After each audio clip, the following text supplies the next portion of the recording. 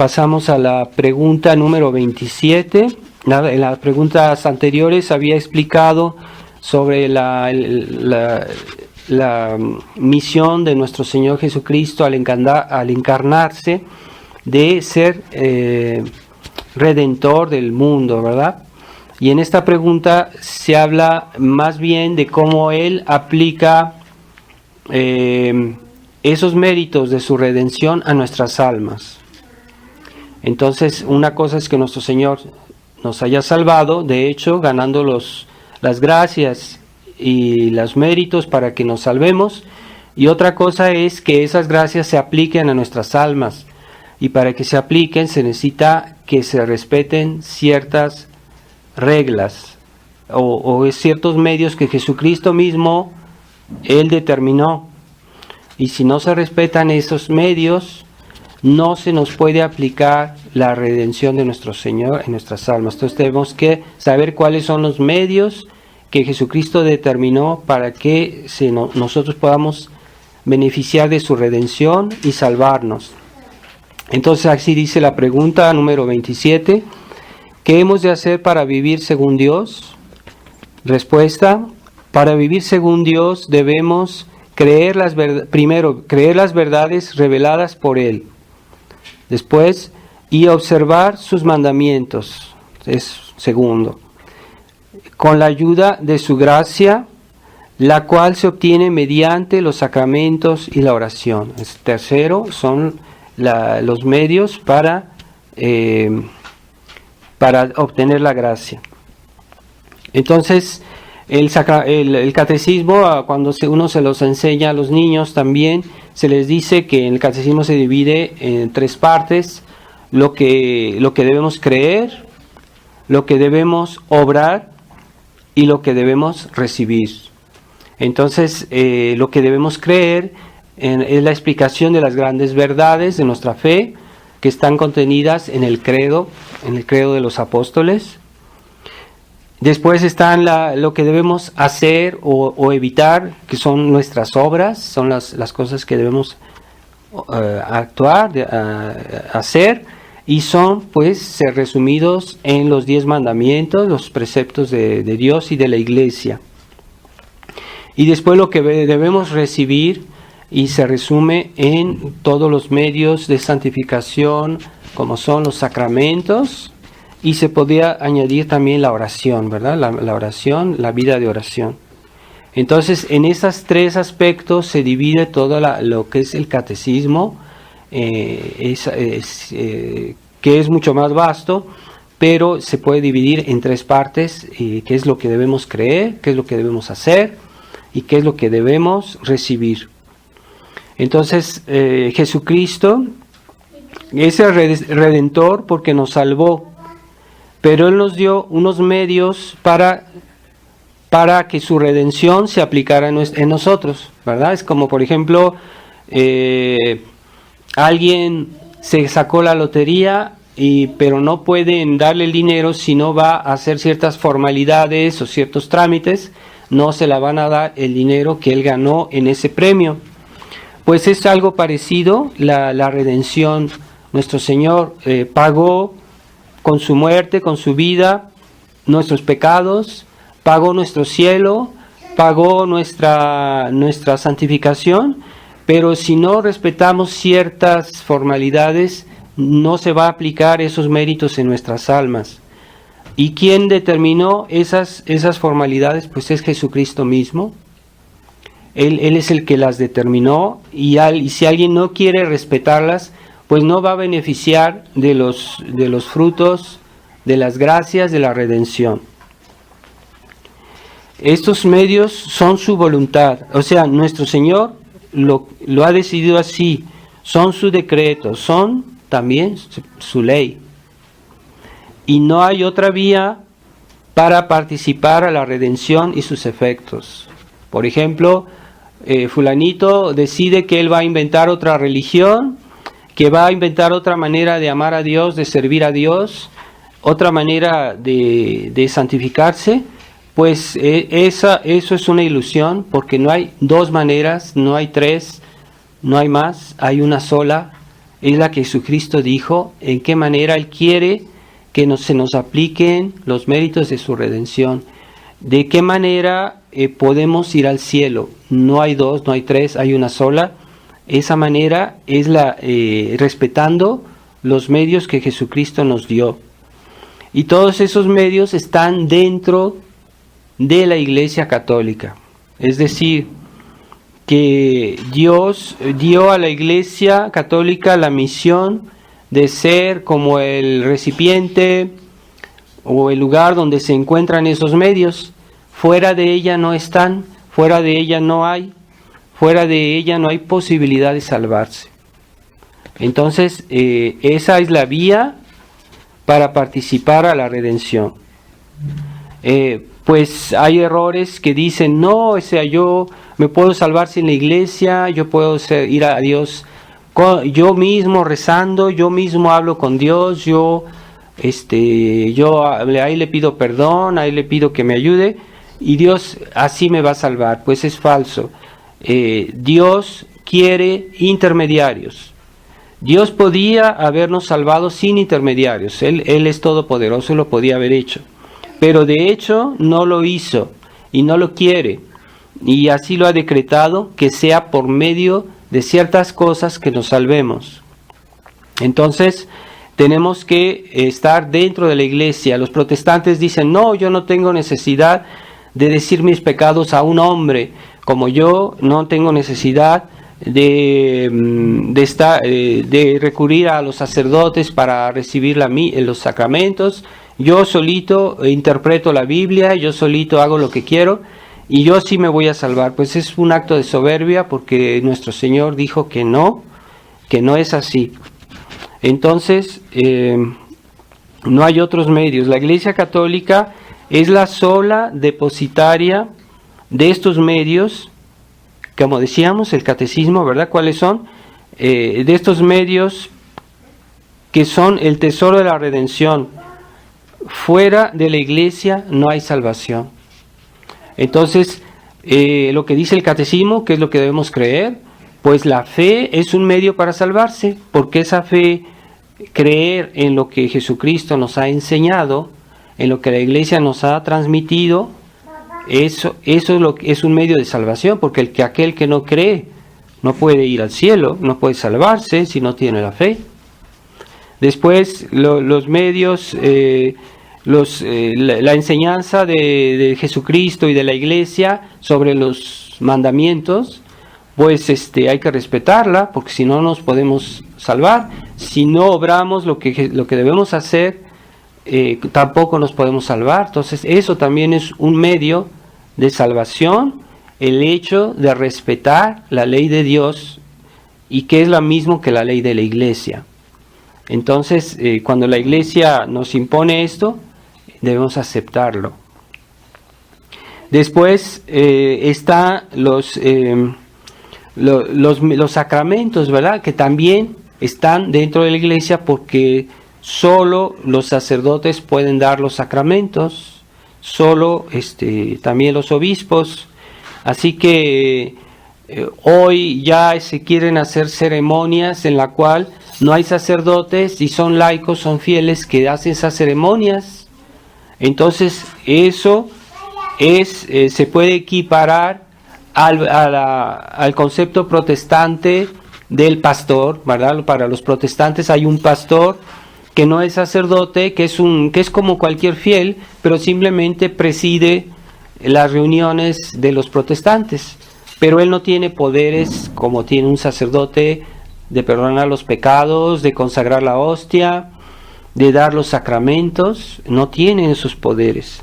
Entonces hoy ya en la Iglesia Católica se está introduciendo esas modas, lo cual es simplemente protestantismo, introducción del protestantismo dentro de la Iglesia Católica. Y no es lo que quiere nuestro Señor, seguramente porque Él no hizo así su iglesia. La Iglesia Católica no está hecha de esa manera. ¿Y qué decir? Algunas personas podían preguntar cuando uno cita este adagio que es de fe en la iglesia, que dice fuera de la iglesia no hay salvación. Entonces aquellas personas, todos los que no están dentro de la iglesia, se van a condenar. Esa pregunta ya he respondido en otra ocasión. Dios puede, en ciertos casos, a personas que nunca conocieron la Iglesia Católica y que desde niños fueron educados en una falsa religión y que no saben cuál es la verdadera religión y están engañados, si ellos con toda rectitud buscan a la verdad y quieren hacer el bien, pues pueden salvarse, porque hay un problema de ignorancia. Pero aún en ese caso, aquellas personas que se salven fuera de la Iglesia Católica por ignorancia, por sin mala voluntad, puede pasar que se salven, pero aun cuando se salvan por medio de la Iglesia Católica, porque implícitamente ellos tienen lo que se llama el bautismo de deseo, porque son personas que que aman la verdad y que quisieran hacer el bien, pero no saben cómo hacerlo. En este caso, pues, Dios, si están en buena voluntad, aunque estén en una falsa religión, se pueden salvar. Y a eso se le llama bautismo de deseo. O incluso bautismo de sangre.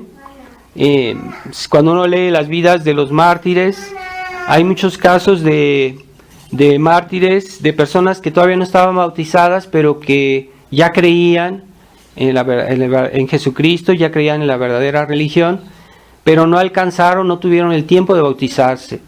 En ese caso fueron martirizadas y murieron, y en ese caso se habla de el bautismo de sangre, que aunque no hubieran recibido todavía el bautismo, pero tenían ya la intención de recibirlo y ya tenían la fe en la verdadera iglesia.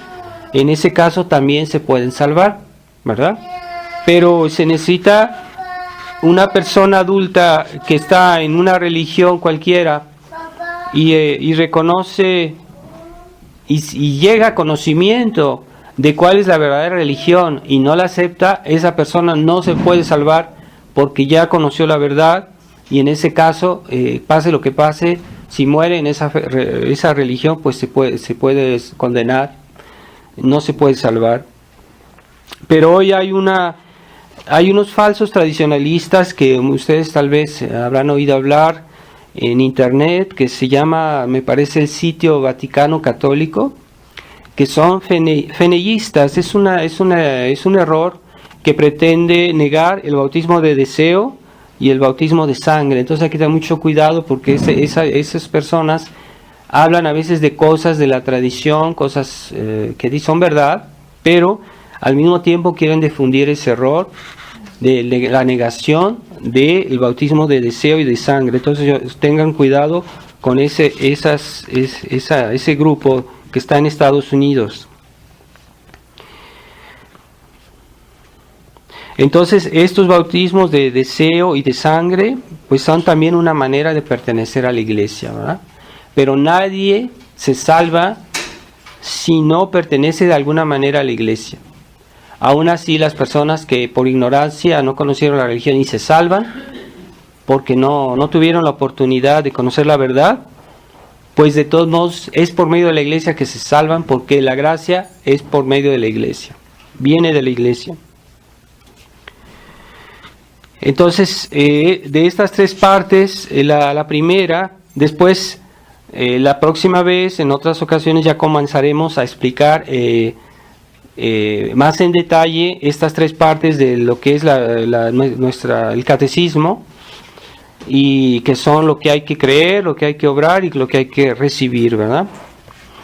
Entonces le explico sumariamente qué es lo que hay que creer, ¿verdad? Las verdades que debemos creer, que es la primera parte del catecismo. Esta parte se dirige sobre todo a la inteligencia, es la facultad del hombre que dirige su vida. Por eso esta facultad es muy importante, porque es lo que el hombre piensa, lo que el hombre ama, lo que el hombre concibe en su mente, que es lo que dirige toda su vida, todos sus actos. Entonces, ¿cuál es la diferencia entre un hombre y un animal? Pues es la inteligencia, es lo que nos hace diferentes de los animales, y lo que hace que una persona es mucho más importante que un animal, por qué una persona tiene el uso de la inteligencia. ¿Y por qué una persona puede ser bautizada, ir al cielo y ser un hijo de Dios? Porque tiene la inteligencia. Y un animal no puede ser hijo de Dios, no puede ser bautizado, aunque sea un animal, porque no tiene uso de la inteligencia. Entonces, la virtud de la fe es una virtud muy importante porque es la virtud directiva de la inteligencia. Y esa virtud dirige toda la vida cristiana. Entonces, ¿por qué yo voy a confesarme? ¿Por qué yo voy a misa? ¿Por qué yo hago esto? ¿O por qué no debo hacer esto? Porque mi fe me dice que esto está bien, que esto está mal. Es mi fe que me dirige, que dirige mi inteligencia. Por eso las verdades que debemos creer son muy importantes. Por eso la Iglesia siempre ha sido tan intransigente, tan intolerante en las cuestiones de la fe, porque la fe es la virtud que dirige toda nuestra vida cristiana. Entonces, estas verdades que decimos de una manera resumida en el credo, cuando decimos el credo, por ejemplo, al principio del rosario, es en ese credo que parece sencillo hay muchísima enseñanza. Y si uno se pone a explicarlo, pues no bastarían 1000 libros para explicarlo bien, porque es muy vasta lo que son las verdades de nuestra fe. Y también al credo se le llama símbolo de los apóstoles, porque se dice que fue compuesto por los apóstoles. Entonces es muy antiguo. En él están contenidas, es la enseñanza, toda la enseñanza tradicional de la Iglesia. ¿Por qué tradicional? No es porque es una especie de folclore, por una especie de gusto de algunas personas. No, tradición quiere decir entregar, transmitir. Y cuando se habla de tradición, es la transmisión de lo que enseñaron los apóstoles, lo que enseñó Jesucristo, y que recibieron los apóstoles, y que sus apóstoles transmitieron a su vez a los sacerdotes, a los obispos, hasta nuestros días. Esa enseñanza es la tradición de la Iglesia. Por eso la Iglesia católica es esencialmente tradicional. Si dejara de ser tradicional, pues desaparecería, porque tendría que renegar de sus dogmas, de sus verdades, porque esas son una tradición, han sido transmitidas desde nuestro Señor a nuestros días. Y la tradición, si uno quiere más precisamente, es la enseñanza de Dios que ha sido dada a la Iglesia y que la Iglesia nos ha transmitido desde hace 2000 años, a través de los siglos hasta nuestros días. Es toda la enseñanza de nuestro Señor. Esta enseñanza está expresada en parte en la Biblia, pero no solo en la Biblia, porque hay personas que creen que todo lo que Jesucristo, Dios enseñó, está todo en la Biblia. No es verdad. Hay otras cosas que Dios dijo y que nuestro Señor dijo que no están en la Biblia.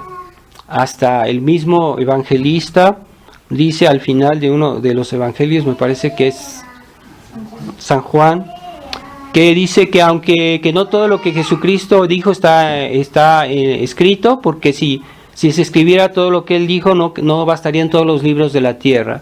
Quiere decir que hubo enseñanzas de nuestro Señor que no fueron escritas, contrariamente a lo que dicen los protestantes y algunos católicos mal formados que no entienden que hay enseñanzas de Dios que no han sido transmitidas por una vía oral y que están consignadas en el catecismo, en los documentos de la Iglesia, los concilios de la Iglesia y la enseñanza de los padres de la Iglesia, los de los primeros siglos. Esa tradición es muy importante y no es una tradición humana, es una tradición de la palabra de Dios, que es transmitida, la enseñanza de Jesucristo, la enseñanza divina. Porque no hay que confundir la tradición con las tradiciones humanas, porque a veces hay tradiciones puramente humanas que no tienen que ver con la tradición de la Iglesia. No es lo mismo, entonces no hay que confundir las cosas. Entonces,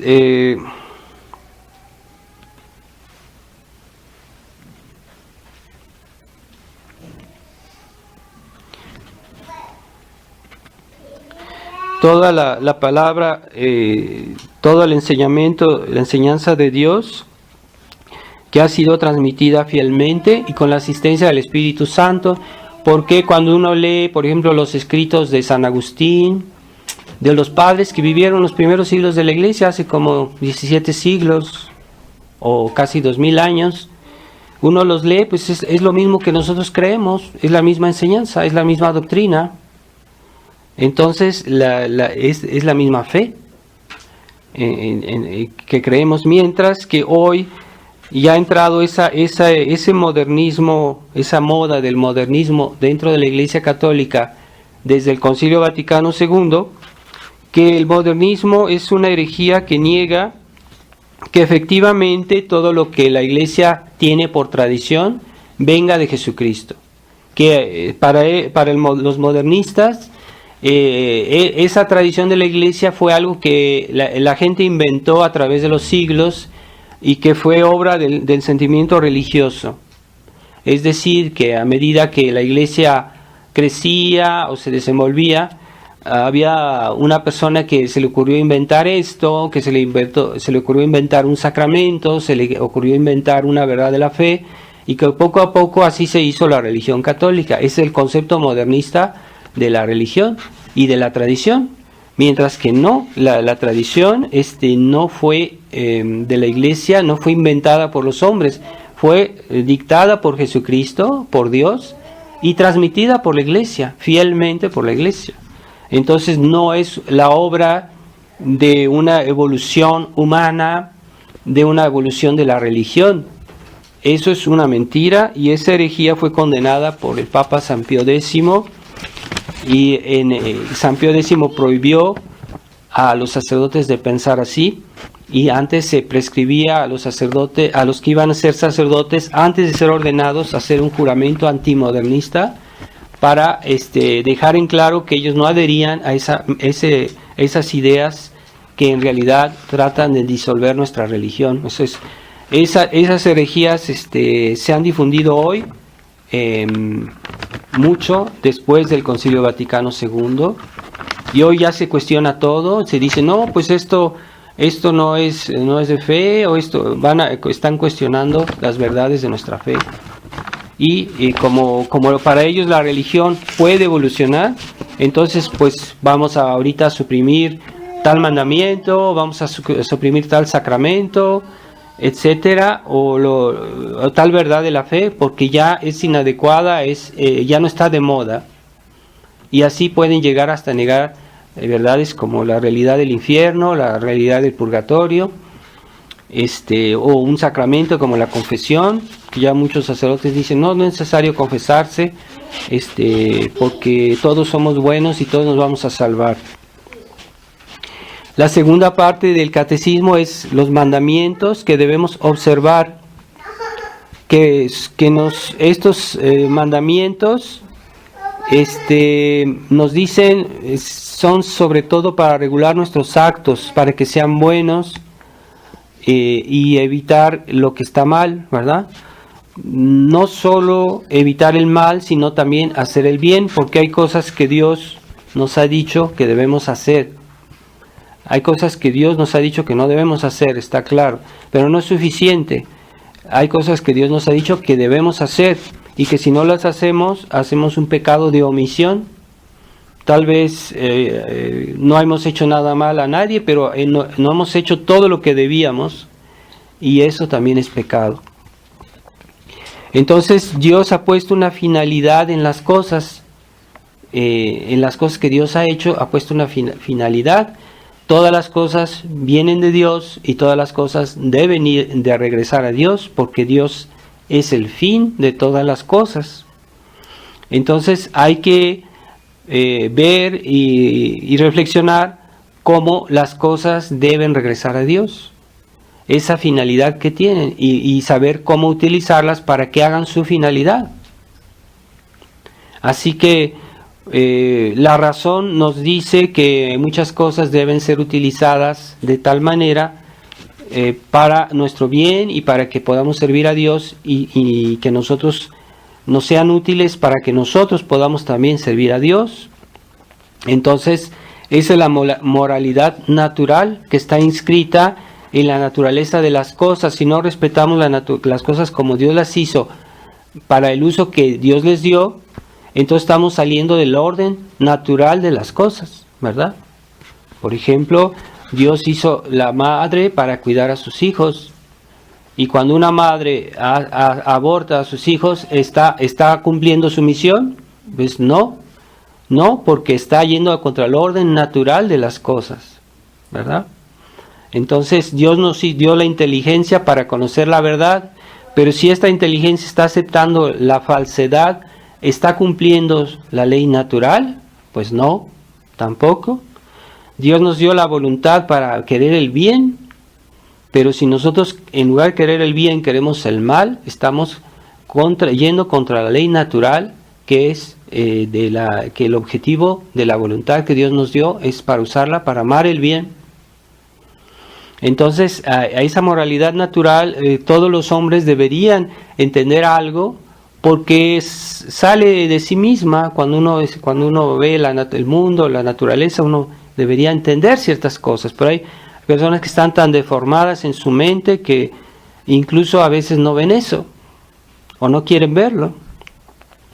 Y después está la moralidad cristiana, que también nos la explican los 10 mandamientos, que es la moralidad, los actos buenos que debemos hacer para que la redención se aplique en nuestras almas, para que hagamos la voluntad de Dios dentro de la iglesia. Por ejemplo, Dios quiere que recibamos los sacramentos, Dios quiere que vayamos a misa, Dios quiere que recemos. Bueno, pues esos son los fines sobrenaturales, y es la ley cristiana, la moralidad cristiana, que se viene a añadir sobre la moralidad natural. No son contradictorias, son armónicas, porque las dos las hizo Dios y las dos están contenidas en los 10 mandamientos. Hay verdades naturales que todo el mundo debía entender. Por ejemplo, no hay que hacer daño al prójimo, ¿verdad? Aunque alguien no conozca los 10 mandamientos, puede darse cuenta que hacer daño al prójimo es algo malo. Pero Dios no lo vino a repetir de nuevo, porque hay personas que necesitan que uno les diga lo que ya deberían saber, pero bueno, uno debe recordárselos, y por eso en los 10 mandamientos Dios nos recuerda también verdades de la moral natural. Y también están en esta parte del catecismo, pues los preceptos de la iglesia, que son de ir a misa el domingo, de hacer penitencia, pagar los diezmos, y todas esos preceptos de la iglesia que también obligan bajo pecado. Y la práctica de las virtudes, por ejemplo, las virtudes teologales, que son las virtudes que nos dirigen a Dios, que dirigen nuestros actos hacia Dios, son las virtudes fe, esperanza y caridad. Y hay las virtudes que dirigen nuestros actos hacia las criaturas, hacia el prójimo y hacia nosotros mismos, son las virtudes cardinales. Entonces, en esta parte del catecismo se nos enseña todo eso, que es regular nuestros actos buenos y aquellos actos que debemos evitar, ¿verdad? Entonces, hay actos que son como barreras para evitar el mal, y esos actos también son obligatorios. Por ejemplo, yo tengo que tomar precauciones para no ponerme en estado de pecado, en tentación. Bien, esas precauciones son obligatorias, y si uno no las toma como debe ser, uno hace pecado. Si uno no toma esas precauciones, ¿verdad? Por ejemplo, evitar ciertas conversaciones, evitar ciertos espectáculos, ciertas modas, ciertas actitudes, ciertas amistades. A veces se vuelve necesario, y si uno no lo hace, pues uno hace un pecado de imprudencia, de negligencia, etcétera. Y la tercera parte del catecismo en general es todo lo que debemos recibir y todo aquello que coopera a nuestra santificación, que nos fortifica, que nos vuelve más fuertes delante del pecado, y debilita la acción del demonio, y nos hace tener más lucidez en nuestra fe, en nuestra mente, y son sobre todo los sacramentos. con los cuales nuestra alma recibe la gracia y se santifica. Nuestra alma se vuelve cada día más santa porque recibe los sacramentos, sobre todo si los recibe bien, con las disposiciones requeridas. Se podría decir que los sacramentos son como canales que están unidos a la fuente de la cual viene esta agua de la gracia, y esta fuente pues es Jesucristo. Estos canales que Jesucristo instituyó para el bien de nuestras almas. Entonces, si tenemos esta fe, pues vamos a recibir el influjo de la gracia que nos viene de Jesús por medio de los sacramentos, pero los sacramentos están en la Iglesia Católica, no fuera de la Iglesia Católica. Entonces tengamos claro eso, que es por el sacerdocio que Jesucristo instituyó que se transmiten los sacramentos. Entonces, el concepto protestante que hoy está pasando en la Iglesia, ya mucha gente ya no le da la importancia a los sacramentos que tienen, que deberían tener. Y también podemos añadir en esta tercera parte todo lo que colabora a nuestra santificación, pues también se podía hablar de la oración, la importancia de la oración. Entonces hay una parte del catecismo que habla de esto, de la importancia de la oración, lo que debemos decir, cómo nos debemos disponer a la acción de los sacramentos. Si no rezamos, pues vamos a recibir mal la comunión, vamos a recibir mal los sacramentos, si no tenemos la costumbre de rezar. Por eso la oración es muy importante en la vida cristiana, no solo para pedir gracias, para pedir ayuda de Dios, sino para disponernos a la acción de Dios y tener familiaridad con Dios, cercanía con Dios. Entonces es muy importante comprender la importancia de la oración en la vida cristiana. Entonces ya la próxima vez en el catecismo les hablaré comenzaremos la primera parte, que es la parte de la explicación del credo, las verdades que debemos creer, y ya con más detalle, pues forma la tercera parte de lo que es el catecismo.